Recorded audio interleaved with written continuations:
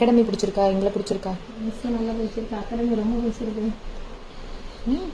Thank you. எங்கள் ப்ராடக்ட்ஸ்லாம் பார்த்தீங்களா? எல்லாம் நீட் அண்ட் கிளியர்.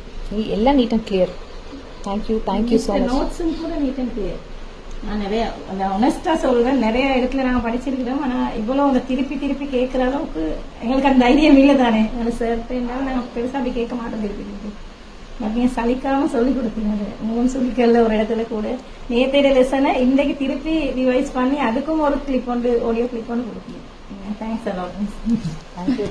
தருவாங்களா கேட்கலாமா அப்படின்னு நான் யோசிச்சு தான் வந்தேன். பட் அதை கூட கொடுத்தீங்க நீங்க.